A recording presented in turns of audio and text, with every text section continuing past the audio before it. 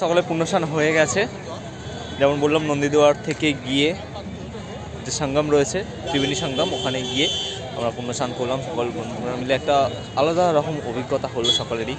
এই প্রথম আমরা দীঘা পুরী সমুদ্রে স্নান করেছি, এবার সঙ্গমে এই প্রথম আমরা বন্ধুরা এসে একসাথে সবাই স্নান করলাম, সুন্দর একটা মুহূর্ত কাটালাম। এখান থেকে আমরা এবার বেরিয়ে অযোধ্যার দিকে যাওয়ার কথা ভাবছি। এখানে জাম রয়েছে প্রচণ্ড, তো সেজন্য তাড়াতাড়ি বেরিয়ে অযোধ্যায় আমরা যাব, অযোধ্যা রাম মন্দির দেখব এবং রাতে দেখছি যদি মন্দির প্রাঙ্গণে থাকার ব্যবস্থা করা যায়, না হলে কোনো হোটেল বা রুম নেব। তো দেখা হচ্ছে পরের স্টেপে নতুন কোনো একটা জায়গায়। রাম মন্দিরেও আমরা প্রথম যাচ্ছি, প্রথম অভিজ্ঞতা হচ্ছে, তো আশা করি সেই অভিজ্ঞতাটাও ভালো হবে। সো আমরা প্রয়াগরাজ থেকে বেরিয়ে টিফিন করে, কারণ দুপুরবেলা আমাদের সত্যি বলতে লাঞ্চ হয়নি, কারণ স্কোপ পাইনি, তো আমরা ওখান থেকে স্নান করে, প্রচুর জ্যাম ছিল, প্রচুর গাড়ি ছিল, প্রচুর জ্যাম ছিল। তো ওখানে জ্যামে অনেকটা সময় আমাদের আটকে থাকতে হয়েছে, প্রায় 2 ঘন্টা কাছাকাছি সময় আটকে থাকতে হয়েছে প্রয়াগরাজে। তো প্রয়াগরাজ থেকে আমরা এখন যাচ্ছি অযোধ্যার দিকে। তার মাঝখানে একটু আমরা খাওয়া দাওয়া করে নিলাম, রুটি তড়কা, এখানে যেহেতু ভেজ খাবারই পাওয়া যায়, তো রুটি তড়কা খেয়ে আমরা যাচ্ছি অযোধ্যা দিকে। 9টার সময় করে আমরা অযোধ্যায় পৌঁছে যাব। ওখানে কোনো হোটেল বা কোনো কিছু এখন বুকিং করা হয়নি, ওখানে গিয়েই ভাবছি সে সমস্ত দেখে নেবো, অনলাইনে আর বুকিং করবো না। তো আজকে রাতটা অযোধ্যায় থেকে কালকে রাম মন্দির দর্শন করে আমাদের বেনারস যাওয়ার প্ল্যান রয়েছে। তো 3 দিনে আমরা যতটা ম্যাক্সিমাম কভার করা পসিবল ততটাই কভার করে নেব। সো এখন যাচ্ছি অযোধ্যায়, রাম মন্দিরে যাব, কালকে সকালে দর্শন করবো, তোমাদের সকলের সাথে সবটা শেয়ার করবো। Welcome to the second day of Kumbh স্নান, মহাকুম্ভ মেলা। সো আজকে আমরা যাচ্ছি অযোধ্যায়, চলে এসেছি। অযোধ্যা থেকে আমরা যাচ্ছি রামের জন্মভূমি রাম মন্দিরে, এবং ওখান থেকে আমরা তারপর বেনারসের দিকে যাত্রা করব। তো প্রথম আমাদের রাম মন্দিরে যাওয়ার এক্সপিরিয়েন্স হচ্ছে, তো সেখানে গিয়ে কেমন কি অভিজ্ঞতা হয়, কতটা ফুটেজ নেওয়া যায়, তোমার সকলের সাথে শেয়ার করবো। আর তোমাদের ট্রিপ কেমন লাগছে, ভিডিও কেমন লাগছে, ডিটেলস কেমন লাগছে অবশ্যই জানাবে। জয় শ্রীরাম। ঘড়িতে বাজে 7:39। সো আমরা রাম মন্দিরের উদ্দেশ্যে বেরিয়ে পড়ছি। আমরা যেখানে আছি হোটেল থেকে রাম মন্দিরের ডিস্টেন্স আর 5 কিলোমিটার মতো হবে। এই আমাদের হোটেল, সিলভার ক্লাউড ইন, একদম নতুন হোটেল হয়েছে।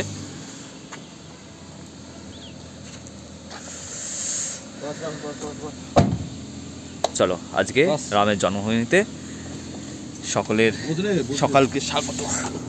আজকে আমাদের সেকেন্ড ডে, আমরা বেরিয়ে পড়ছি রামলালা দর্শনের জন্য, রামের জন্মভূমি পুণ্যভূমি অযোধ্যায়।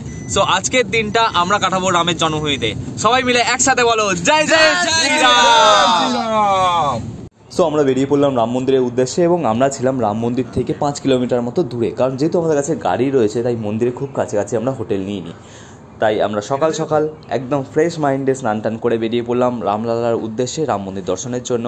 এবং বেসিক্যালি ম্যাপটা কিন্তু খুব বড় ভরসা এই সমস্ত আননোন জায়গায় প্রথমবার আসার ক্ষেত্রে। সকালবেলা যেহেতু আমরা বেরিয়েছিলাম তাই 2-1বার ম্যাপে একটু প্রবলেম হয়েছিল ম্যাপটা দেখার ক্ষেত্রে, তো আমরা 2-1বার ভুল রাস্তায় ঢুকে গেছিলাম, কিন্তু তারপর আবার রোটেশন করে লোকাল লোককে জিজ্ঞাসা করে আমরা আসল রাস্তা বা ঠিকঠাক রাস্তা ধরে চলে যাচ্ছি রাম মন্দিরের উদ্দেশ্যে। সো এখানে গাড়ি পার্কিংয়ের ব্যবস্থা আছে বেশ বড়ই। আমরা একদম ফার্স্ট পার্কিংয়ে গাড়ি রাখলাম। এখান থেকে পার্কিং থেকে 1.5 কিলোমিটার মতো রাস্তা রয়েছে, যেখানে তোমরা টোটো করে যেতে পারো, হেঁটেও যেতে পারো, কাছেই মন্দির।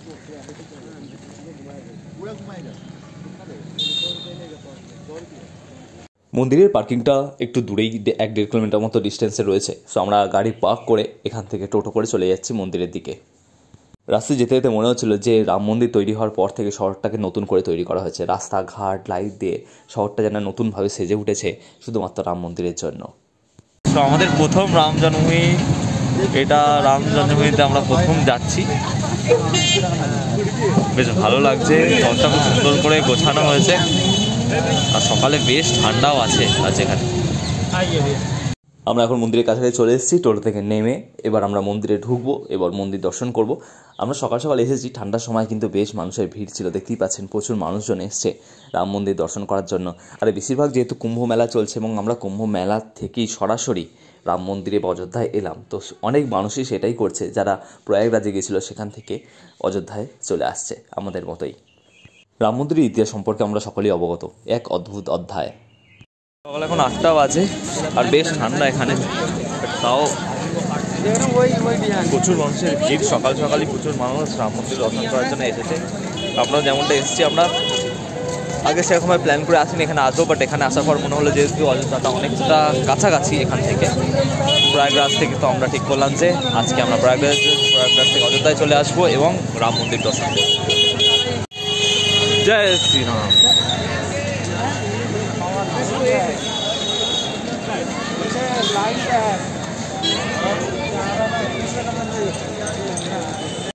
अंश और रुद्र प्रताप सिंह जो कि हरसैनपुर जौनपुर से आए हुए हैं। आप जहां कहीं भी हो लाकर पर पहुंचे, वहां आपकी मां জয় শ্রীরাম। মন্দিরের ভিতরেই কিন্তু মানুষজন যাওয়ার এরকম সুন্দর র্যালি করা আছে, যেহেতু ভিড় হলে খুব একটা বেশি অসুবিধা হওয়ার কথা না, এবং অনেকটা দূর থেকে এরকমভাবে সিঙ্গেল আপনার রেলিং মতো দিয়ে ঘেরা আছে, তো তার ফলে খুব একটা বেশি ভিড় হলেও সমস্যা কিন্তু হবে না, ঠেলাঠেলি হবে না।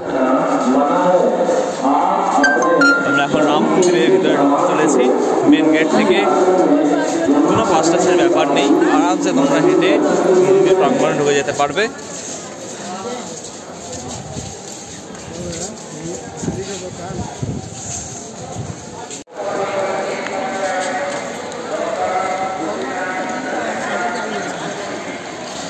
এখানে লকারের ব্যবস্থা করা রয়েছে জুতো রাখার জন্য, এবং এই দিকে ফোন টোন রাখার জন্য ব্যবস্থা করা আছে। ফোন রাখার জন্য লকার ব্যবস্থা করা আছে।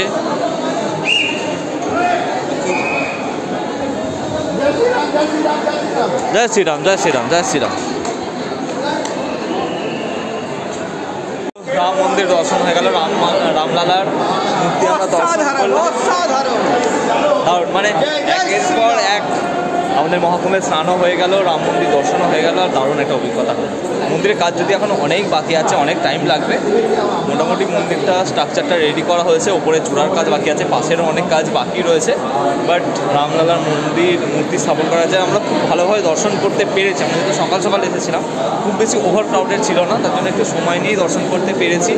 রামলালার মূর্তিও সুন্দরভাবে দেখতে পেয়েছি। সো মনে একটা ইচ্ছা পূরণ হয়ে গেল, অ্যাকচুয়ালি দুটো ইচ্ছা পূরণ হলো।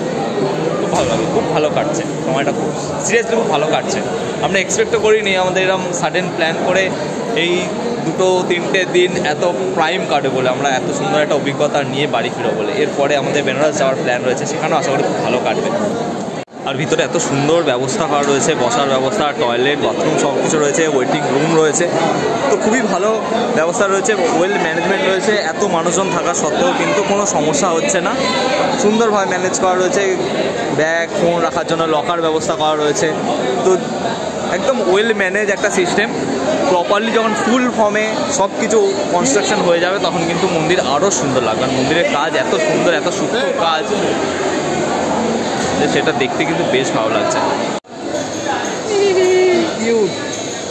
বাঁদরের বাচ্চা এটা সত্যি কিন্তু খুব ওয়েল ম্যানেজ। এই লকার সিস্টেম করা আছে, দেখতে পাচ্ছেন নাকি এই ধরনের একটা কি দিয়ে দেওয়া হচ্ছে, তাদের সিরিয়াল নাম্বার লেখা আছে, যেখানে আপনারা জুতো রেখে যেতে পারেন, এবং ফোনও যেখানে রাখা হচ্ছে সেখানে চাবি, আপনাকে লকারের চাবি দিয়ে দেওয়া হচ্ছে। তার ফলে জিনিসপত্র কালেক্ট করতেও কোনো অসুবিধা হচ্ছে না, প্লাস আপনার জিনিসপত্র কিন্তু সেফ থাকছে। রাম মন্দির দর্শন করে, রামলালার মূর্তি দর্শন করে মন জাস্ট খুশ হয়ে গেল। এরকম আনপ্ল্যান্ড বা সেরকমভাবে প্ল্যান ছাড়াই আমাদের যে এত সুন্দরভাবে দর্শন আমরা করতে পারবো। আর একদম সকাল যেহেতু আমরা চলে এসেছি, তো সেই হিসাবে খুব বেশি ভিড় ছিল না, তো খুব ভালো দর্শন হয়েছে। আমরা সকলেই ভীষণ এক্সাইটেড, মানে সকলেই ভীষণ স্যাটিসফাইড মন থেকে, যে খুব ভালো। এই সবাই দর্শন করে কেমন লেগেছে?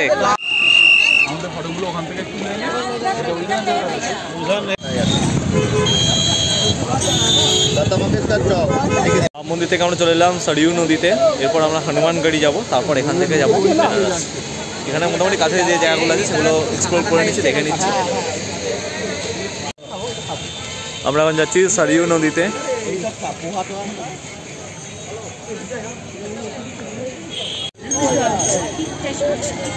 এটা হলো সরিউ নদী, সরিউ নদীতে আমরা এসেছি। জয় শ্রীরাম, জয় শ্রীরাম, জয় শ্রীরাম, জয় জয় শ্রীরাম, জয় জয় শ্রীরাম। অযোধ্যায় ঘুরলে মনে হয় যেন শহরটাকে নতুনভাবে তৈরি করা হয়েছে। প্রতিটা চক, প্রতিটা রাস্তা যেন নতুনভাবে সেজে উঠেছে রাম মন্দিরকে কেন্দ্র করে। এক অদ্ভুত ফিলিং হচ্ছিল সকাল সকাল অযোধ্যায় ঘুরতে বেরিয়ে। রাম মন্দির, তারপর সরিউ নদী দেখে আমরা চলে এলাম হনুমানগড়িতে। যেখানে রামের বসবাস, সেখানে হনুমানজি থাকবে না, এটা হতেই পারে না। কিন্তু হনুমানগড়িতে এসে দেখলাম এখানে কিন্তু প্রচুর মানুষের ভিড়, এবং যেহেতু একটু বেলাও হয়ে গেছিলো, তাই মানুষের ভিড়ও কিন্তু বেড়েছে সময়ের সাথে সাথে। আমরা পুজোর প্রসাদ কিনে লাইনে দাঁড়িয়ে পড়লাম, এবং লাইন কিন্তু খুব ধীর গতিতে এগোতে লাগলো। আমার মনে হয় আপনারা যদি যারা অযোধ্যায় আসবেন তারা প্রথমে হনুমানগড়ি দর্শন করে তারপর রাম মন্দিরে যান, কারণ এখানে যেহেতু প্রচুর মানুষের ভিড় হয়ে যায় এবং একটা জায়গা থেকে আরেকটা জায়গায় যেতে সময় লেগে যায়, তাই ভিড়টা কিন্তু অনেকটাই জমে যায়। তাই আপনারা যদি সকাল সকাল বেরিয়ে হনুমানগড়ি দর্শন করে তারপর রাম মন্দিরে যান তাহলে আপনাদের দর্শনটাও ঠিকঠাক হবে। তারপর দেখলাম কিন্তু লাইনে অনেকটাই সময় আমাদের চলে যাচ্ছে এবং ভিড়ও সময়ের সাথে সাথে বাড়ছে। তার ফলে আমরা একটু চারিদিকে খোঁজখবর করে জানতে পারলাম যে এই সময় 1-1.5 ঘন্টার জন্য মন্দির বন্ধ থাকে। আমাদের যেহেতু এখান থেকে বেনারস যাওয়ারও প্ল্যান ছিল এবং অযোধ্যা থেকে বেনারসের দূরত্ব প্রায় 130 কিলোমিটারের কাছাকাছি এবং রাস্তাঘাট কিন্তু বেশ জাম, তাই আমরা ঠিক করলাম বন্ধুরা মিলে যে এখানে আর সময় দেওয়া যাবে না। তাই আমরা এখান থেকে বেরিয়ে হনুমানগড়িতে হনুমানজির দর্শন না করেই বেরিয়ে পড়তে বাধ্য হলাম ভিড়ের জন্য। স্যালাড এখানে আছে, মেন কোর্সে খাবার আসার আগেই স্যালাড মনে হয় শেষ হয়ে যাবে। এই তো সুন্দর। বেনারসে পৌঁছাতে সম্ভবত সন্ধ্যা হয়ে যাবে। यूट्यूब पर है, यूट्यूब का चैनल है भैया का, तो इसको सब्सक्राइब करके बेल आइकन सब लोग दबा दें और नोटिफिकेशन जब भी आएगा तो उस पर ज़्यादा से ज़्यादा रिव्यू कराना चाहिए। ये जो भैया है इसका रेस्टोरेंट है मंगलम रसोई, तो इसका हॉस्पिटलिटी बहुत अच्छा है और खाना भी बहुत बढ़िया है। और ये लड़का एक बात हम लोग को बोला जो कोई नहीं बोलता है, डिस्काउंट खुद से लगा लो जो भी चाहो। तो ये बहुत अच्छा है, खाना भी बहुत अच्छा है, बाथरूम भी बहुत क्लीन है जो रेस्टोरेंट में नहीं मिलता है ज़्यादातर। तो अच्छा है, मंगलम रसोई जो रेस्टोरेंट है बहुत अच्छा है। आप लोग अगर अयोध्या में आएंगे तो ये जो रोड है मंगलम रसोई का बैनर भी दिख जाएगा आपको। पार्किंग का भी बहुत बड़ा जगह है, देख सकते हैं आप लोग। और खाना अंदर भी खाने का जगह है, बाहर भी आप लोग बैठ के यहाँ ये लोग सर्व कर देते हैं चेयर टेबल में। तो अच्छा है रेस्टोरेंट, आपका खाना भी अच्छा है और इन लोगों का बिहेवियर भी बहुत अच्छा है। প্রথম কোনো রেস্টুরেন্টে খেয়ে খুব ভালো লাগলো, কারণ এখানকার হসপিটালিটি বা যে ছেলেটা আমাদের অ্যাটেন্ড করছিল, খাবার কোয়ালিটি তো ভালোই, ভেজ খাবার কোয়ালিটি তো ভালোই, বাট হসপিটালিটি এত সুন্দর করে কথা বলছে এবং অ্যাপ্রোচটা এত ভালো। সো এখানে আমাদের অযোধ্যা ট্রিপ শেষ হলো। অযোধ্যা থেকে বেরিয়ে আমরা লাঞ্চ করে চলে যাচ্ছি বেনারসের দিকে। আপনাদের হয়তো মনে হতে পারে যে এত কম সময়ে কী করে আমরা ঘুরছি। সো আমরা আগের দিন চলেছিলাম মহাকুম্ভে, প্রয়াগরাজে। সেখানে মহাকুম্ভে স্নান করে খুব বেশি সময় ওখানে দিইনি, কারণ রাস্তাঘাট প্রচণ্ড জ্যাম, তাই স্নান টান করেই আমরা বেরিয়ে পড়েছিলাম ডাইরেক্ট অযোধ্যার দিকে। অযোধ্যায় আমাদের টার্গেট ছিল যে রাম মন্দির দর্শন করা, তার সাথে রাম মন্দির দর্শন করে শহরটা একটু ঘুরে সরযূ নদী দেখে হনুমানগড়িতে দর্শন তো হলো না, তারপর আমরা চলে এলাম বেনারস। আজকে আমরা সন্ধ্যের মধ্যে বেনারসে পৌঁছে যাব, কাল থেকে শুরু হবে বেনারস এক্সপ্লোরেশন। তোমাদের ভিডিও কেমন লাগছে অবশ্যই জানিও এবং পরের ভিডিওতে দেখা হচ্ছে বেনারসের ঘাটে ঘাটে আমরা ঘুরবো এবং বেনারসের যে স্বর্গীয় অনুভূতি সেটা ফিল করবো। চ্যানেল সাবস্ক্রাইব করতে ভুলো না, ভিডিও লাইক করতে ভুলো না। টাটা।